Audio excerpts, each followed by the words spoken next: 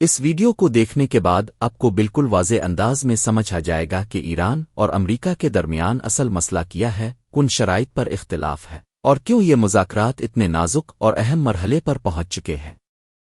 ایران اور امریکہ کے درمیان جاری موجودہ مذاکرات اس وقت دنیا کی سیاست میں سب سے زیادہ حساس اور گہری توجہ کا مرکز بنے ہوئے ہیں، جہاں ہر بیان، ہر سفارتی ملاقات اور ہر نیا سیاسی اشارہ عالمی میڈیا میں بڑی خبر کے طور پر دیکھا جا رہا ہے۔ اس پورے معاملے کا بنیادی مقصد ایک ایسا ممکنہ معاہدہ تلاش کرنا ہے جس کے ذریعے دونوں ممالک کے درمیان بڑھتی ہوئی کشیدگی کو کم کیا جا سکے، خطے میں جنگ کے خطرات کو روکا جا سکے اور ایک پائیدار امن کی بنیاد رکھی جا سکے۔ لیکن حقیقت یہ ہے کہ دونوں طرف کے موقف میں بہت بڑا فرق موجود ہے جو اس عمل کو انتہائی پیچیدہ بنا رہا ہے۔ ایران کا موقف یہ ہے کہ وہ اپنے دفاعی نظام، میزائل پروگرام اور پرامن جوہری منصوبے پر کسی بھی قسم کی مکمل پابندی قبول نہیں کرے گا۔ ایران یہ بھی کہتا ہے کہ ماضی میں کیے گئے معاہدوں پر مکمل عمل درآمد نہیں ہوا، اس لیے اب وہ صرف زبانی وعدوں پر نہیں بلکہ واضح اور تحریری ضمانتوں پر یقین رکھتا ہے۔ دوسری طرف ایران یہ مطالبہ بھی کر رہا ہے کہ اس پر عائد سخت معاشی پابندیاں نرم کی جائیں تاکہ اس کی معیشت دوبارہ مستحکم ہو سکے اور عوامی مشکلات میں کمی آ سکے۔ دوسری طرف امریکہ کا موقف کافی سخت اور واضح ہے۔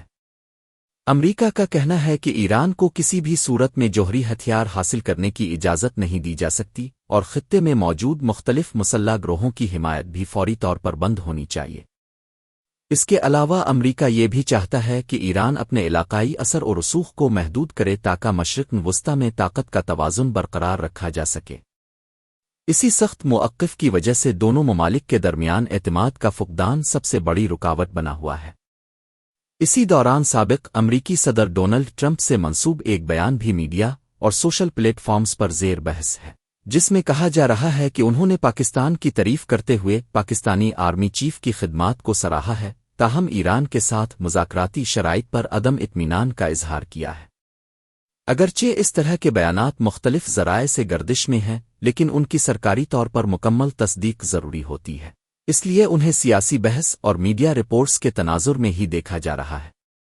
ٹرمپ کے عمومی سیاسی موقف کے مطابق وہ ایران کے ساتھ سخت شرائط اور دباؤ کی پالیسی کے حامی سمجھے جاتے ہیں، جس میں وہ کسی بھی نرم معاہدے کے بجائے زیادہ سخت اور واضح اقدامات پر زور دیتے ہیں۔ اس پورے عمل میں پاکستان سمیت کچھ ممالک پسپردہ سفارتی کردار ادا کرنے کی کوشش کر رہے ہیں تاکہ دونوں فریقین کے درمیان براہ راست ٹکراؤ سے بچا جا سکے اور بات چیت کا سلسلہ جاری رہے۔ عالمی طاقتیں بھی اس بات پر زور دے رہی ہیں کہ مذاکرات کا راستہ بند نہیں ہونا چاہیے، کیونکہ اس کا اثر نہ صرف خطے بلکہ پوری دنیا کی معیشت، خاص طور پر تیل کی قیمتوں اور عالمی تجارت پر بھی پڑ سکتا ہے۔